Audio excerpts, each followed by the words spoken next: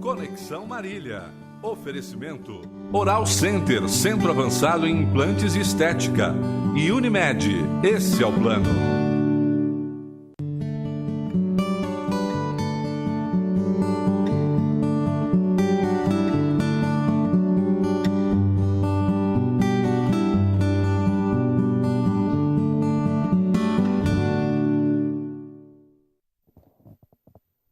Olá, muito boa noite. Estamos começando mais uma edição do programa Conexão aqui pela TV Marília. É sempre muito bom contar com a sua audiência e a sua participação. Conexão sempre em nome de Unimed Marília. Cuidar bem da sua saúde, este é o plano. Conosco também Vitalícia Levíssima Água de Marília. E, claro, a Oral Center Odontologia especializada do meu amigo Dr. Wilson Klein Schmidt. E a Lapa Reforço de Fundações. Lapa Reforço de Fundações é uma empresa com 15 anos de experiência no ramo. É o fim das trincas e rachaduras na sua casa. Ligue e agende uma avaliação sem compromisso. 3304-0334 é o telefone da Lapa Reforço de Fundações, atendendo não só Marília, como toda a região. Você aí de Garça, de Pompeia, das cidades da região, é só ligar. 3304-0334. O programa Conexão de hoje chega para falar sobre trânsito. Nós temos a honra de receber aqui Marcos Farto, que é especialista em trânsito e está aqui conosco para falar sobre esta matéria que realmente interessa a todos nós e, na verdade, atinge todos nós, porque é o que a gente sempre diz. Todos nós estamos em trânsito o tempo todo ou de alguma forma, não é? Farto, muito boa noite. Boa noite, Marcos. É uma honra também estar aqui no seu programa, que tem uma audiência, digamos, de grande repercussão.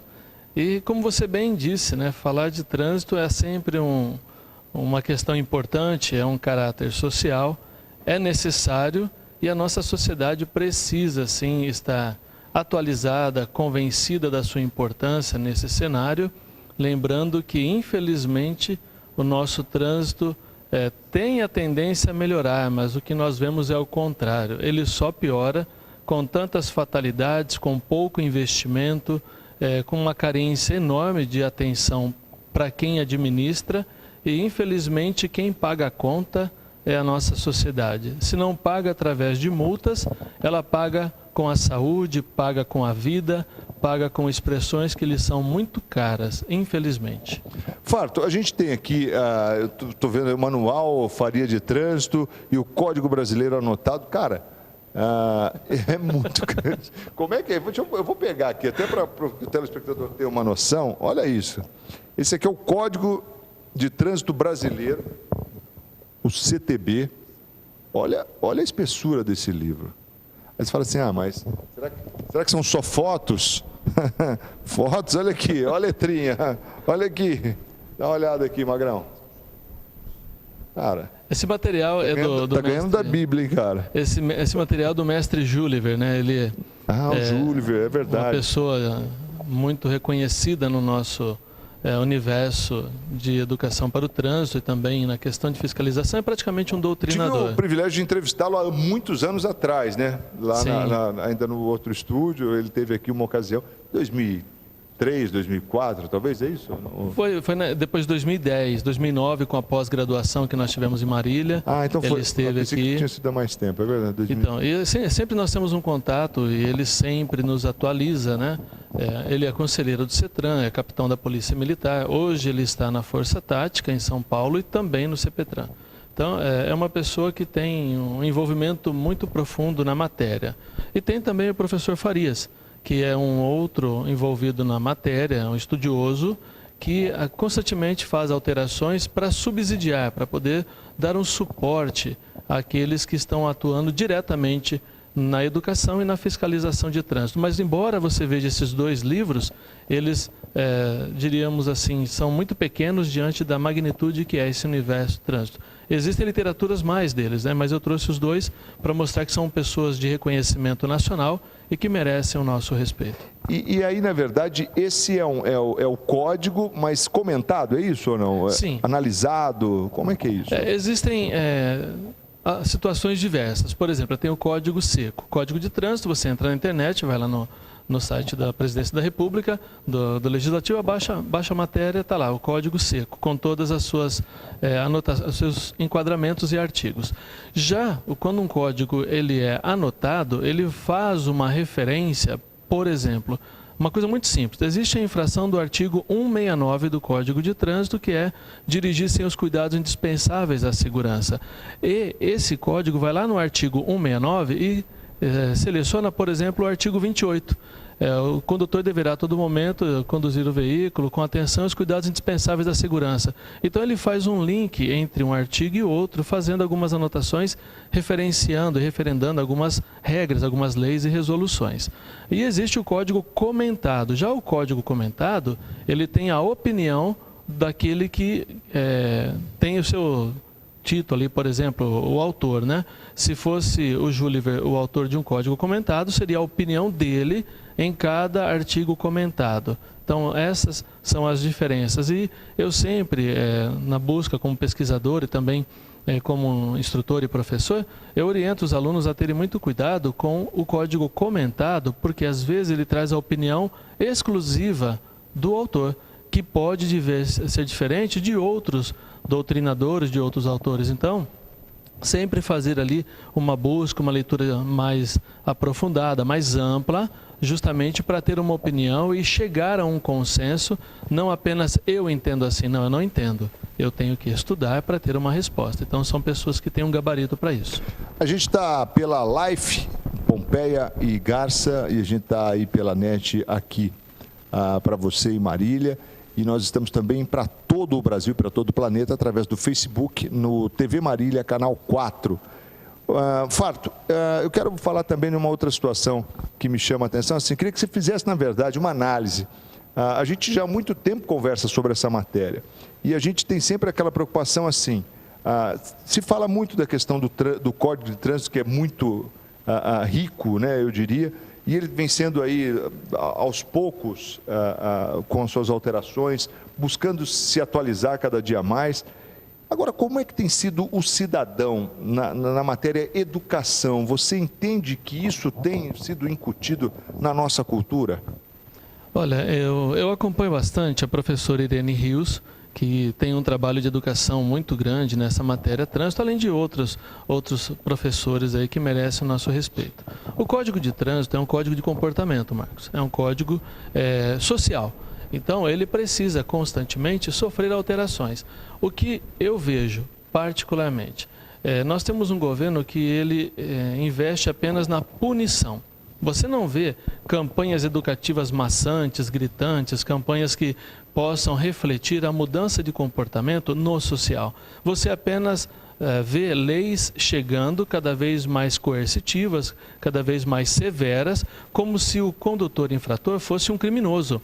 Então você pega uma autuação, que é um dos pontos que nós vamos aqui discutir mais adiante, essa lei 13.281, ela teve apenas uma conotação para o surgimento dela, quando os caminhoneiros mobilizaram o país para tirar um governo corrupto. Então, como que o governo poderia impedir que a democracia existisse pela insatisfação de um governo corrupto? Eles utilizaram a força política que possuíam e alteraram a lei, colocando uma infração que hoje custa R$5.000, acima de R$5.000, para quem impede o fluxo de veículos, interdita uma via com um objetivo, e aquele que promove essa organização vai pagar uma multa de R$17.000. Então você percebe que o nosso ordenamento legislativo, as pessoas que elaboram regras, têm um enfoque voltado para punir e não para educar. Se a educação de trânsito fosse inserida na escola como matéria curricular e não extracurricular, nós estamos vendo aí essa mudança que vai ter na educação, que está gritante. Você não vê a matéria trânsito. Você não vê a matéria trânsito no prezinho, você não vê no ensino básico, no ensino médio, no ensino superior. Você só vê a matéria trânsito quando você vai para um CFC e você ainda critica o CFC. Por quê? Porque, não ensinam direito. Não é que eles não ensinam direito. Eles têm apenas 45 horas aula, que cada aula tem 50 minutos, para passar uma magnitude de uma vasta informação que não é suficiente. E eles ainda ficam entre a cruz e o punhal, por quê? Eles têm que preparar o aluno para passar na provinha do Detran. Então, até isso, eles têm que ter esse discernimento, essa ginga, Para quê? Para favorecer o cliente, que hoje o custo de uma habilitação não sai inferior a R$2.000. Esse candidato à primeira habilitação, ele esperou a vida inteira para aquilo. E uma falha, ele vai culpar quem? O instrutor ou a autoescola. Só que ele não sabe que por trás dessa autoescola que se sacrifica para poder levar um melhor ensino, a melhor educação, ele tem regras, ele tem portarias, ele tem uma submissão, muitas vezes coercitiva ao extremo por parte do Detran, por parte dos órgãos controladores, para oferecer um serviço de qualidade. E aí, respondendo diretamente à sua pergunta, o que falta para nós é educação, mas é uma educação que vem da base, e não uma educação que chega na última hora, um mês antes de tirar a habilitação, vai para a sala de aula. É interessante porque tem se discutido algumas mudanças na educação, mas exatamente a questão trânsito, ela não tem uma relevância, me parece, para os educadores, né? Não entenderam ainda. Não se dá o valor devido. Eu, em 2010, estive em Brasília, num Congresso Nacional de Trânsito. Eu guardo bem essa data porque foi marcante.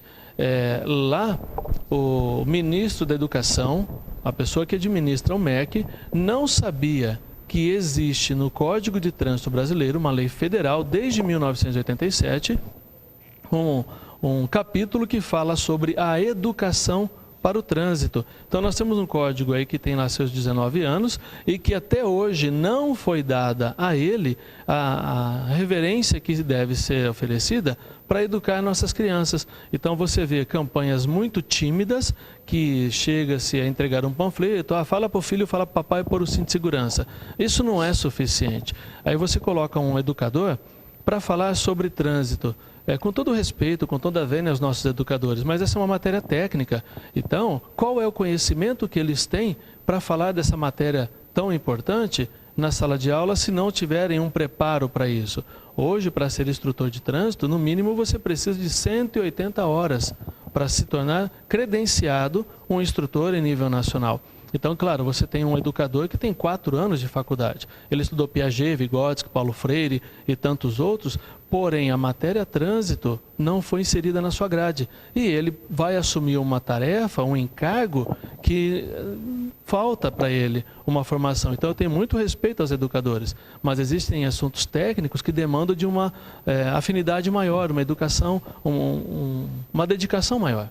Eu ia até perguntar, nós temos, aliás, gente, se hoje se instituísse no Brasil a obrigatoriedade da matéria trânsito nas escolas, a gente teria hoje gente capacitada tecnicamente para...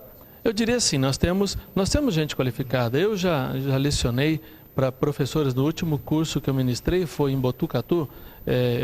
Na sala de aula tinha 3 diretores de autoescola.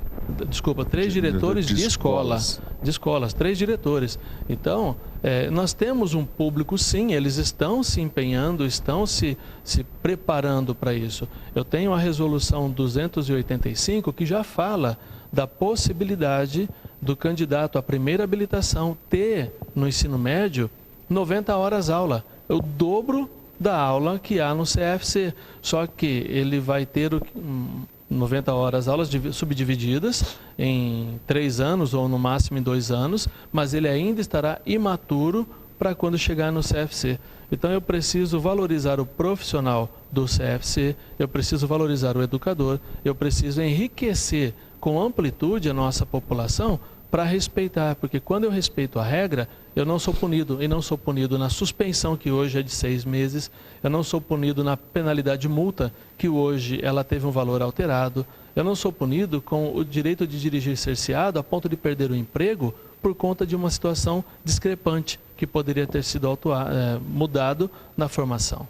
Deixa eu rapidinho para o intervalo, eu volto na sequência para falar mais aqui sobre trânsito com o especialista no assunto, Marcos Farto, nosso entrevistado de hoje aqui no programa Conexão. Já agradecendo você que está aí também no Facebook, acompanhando a gente no TV Marília, canal 4. E você que está pela live, pela net também, o nosso boa noite. Rapidinho intervalo, a gente volta na sequência para falar mais. A gente vai falar inclusive dessa questão, né, da punição de 6 meses, da suspensão de 6 meses e dos novos valores das multas, né? Se isso já tem repercutido aí de uma maneira positiva ou se só realmente lesiva ao bolso do infrator. A gente vai para o intervalo e volta na sequência, sempre em nome de Unimed Marília. Cuidar bem da sua saúde, esse é o plano. Vitalícia Levíssima Água de Marília, Oral Center Odontologia Especializada e Lapa Reforço de Fundações. Até já.